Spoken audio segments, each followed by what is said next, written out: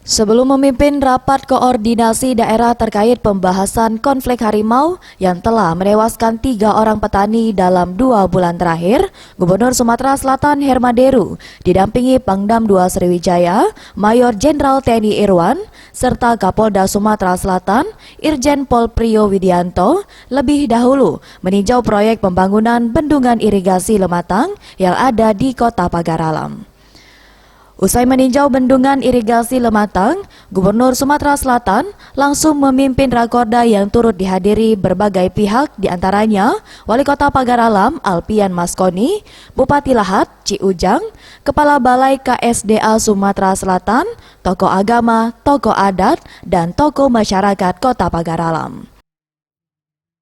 Dalam kesempatan ini, 8 orang anggota DPRD Sumatera Selatan Dapil 7 yang sedang melakukan reses juga turut hadir dalam rapat penanganan konflik harimau dan petani.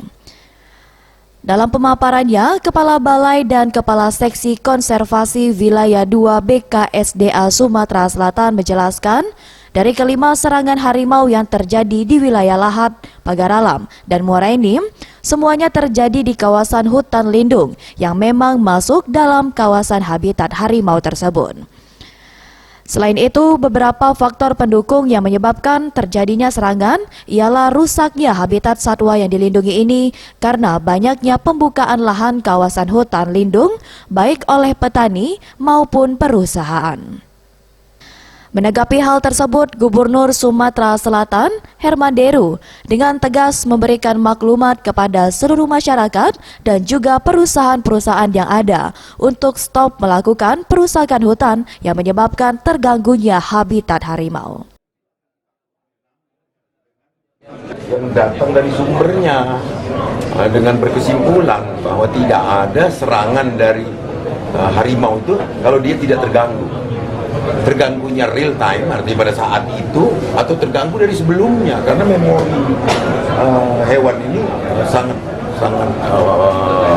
kuat. Jadi memang kita yang juga berusaha, khususnya para penduduk yang berada di sekitar ini. Dan kedua, kalau kita bicara restorasi, tentu secara berangsur kita akan mensosialisasikan penglarangan untuk merambah hutan lindung. Langkah sekarang ini kan yang kita ini untuk membalikkan kepercayaan dulu, kepercayaan bagi masyarakat sekitar, internal saya bilang, juga eksternal. Dan kedua, stop perusakan hutan ini. Jadi secara tegas saya mengatakan ini bukan sekedar maklumat, tapi instruksi kepada semua pihak untuk sama-sama kita bertanggung jawab terhadap perambahan-perambahan hutan beserta isinya ini. Jadi yang polisi, yang tentara, yang polhut, yang kepala desa, sampai semua level harus betul-betul berperhatian khusus karena kita nggak bisa diamkan terus bertambah korban ini. Yudi, Sriwijaya TV.